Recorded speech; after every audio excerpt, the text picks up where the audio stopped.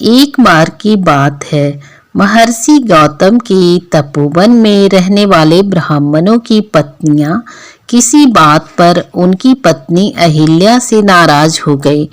उन्होंने अपने पतियों को ऋषि गौतम का अपमान और तिरस्कार करने के लिए प्रेरित किया। उन ब्राह्मणों ने इसके लिए भगवान श्री गणेश जी की आराधना की। उनकी आराधना से प्रसन्न हो गणेश जी प्रकट होकर उनसे वर मांगने के लिए कहा। उन ब्राह्मणों ने कहा, प्रभु, यदि आप हम पर प्रसन्न हैं तो किसी प्रकार ऋषि गौतम को इस आश्रम से बाहर निकाल दें। उनकी यह बात सुनकर गणेश जी ने उन्हें ऐसा वर मांगने के लिए मना किया, किंतु वे अपने आग्रह पर अटल रहे। अंततः गणेश जी को विवश होकर उनकी बात माननी पड़ी। अपने भक्तों का मन रखने के लिए गणेश जी एक दुर्बल गाय का रूप धारण कर लिए और गौतम ऋषि के खेत में जाकर रहने लगे। गाय को फसल चरते देखकर गौतम ऋषि बड़ा नरमी के साथ हाथ में तृण लेकर उसे हाँकने के लिए लपके। उन तृणों का स्पर्श होते ही वह गाय वहीं मर गई। अब तो बड़ा हाहाकार मच गया। सारे ब्राह्मण एकत्र होकर गो हत्यारा कहकर ऋषि गौतम की भर्त्सना करने लगे। ऋषि गौतम इस घटना से बहुत आश्चर्यचकित और दुखी थे। अब उन सारे ब्राह्मणों ने उनसे कहा कि तुम यह आश्रम छोड़कर कहीं और चले जाओ। गो हत्यारे के निकट रहने से हमें भी पाप लगेगा। विवश होकर ऋषि गौतम अपनी पत्नी अहिल्या के साथ वहां से कोसों दूर जाकर रहने लगे, किंतु उन ब्राह्मणों ने वहां भी उनका रहना दुर्लभ कर दिया। वे कहने लगे, गो हत्या के कारण तुम्हें अब वेद पाठ और यज्ञ आदि के कार्य करने का कोई अधिकार नहीं रह गया है।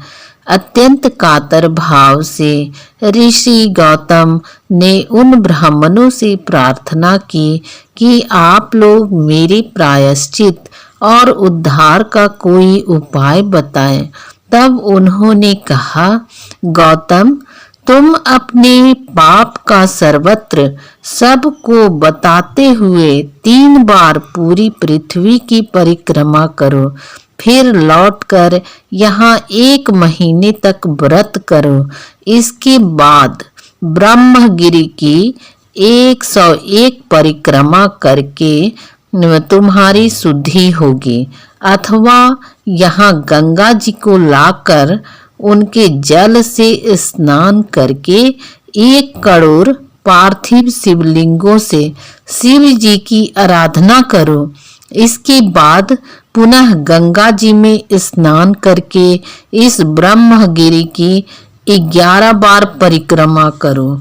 फिर 100 घरों के पवित्र जल से पार्थिव शिवलिंग को स्नान कराने से तुम्हारा उद्धार होगा।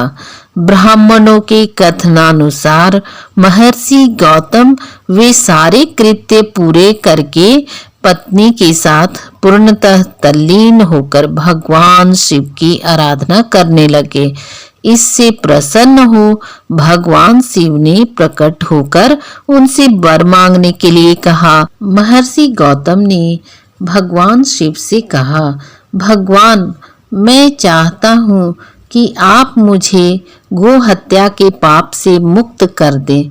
भगवान शिव ने कहा, गौतम, तुम सदैव सर्वथा निष्पाप हो। गो हत्या तुम्हें छल पूर्वक लगाई गई थी। छल पूर्वक ऐसा करने वाले तुम्हारे आश्रम के ब्राह्मणों को मैं दंड देना चाहता हूँ। गौतम ऋषि ने कहा, प्रभु, उनके कारण ही तो मुझे आज आपके दर्शन प्राप्त हुए हैं।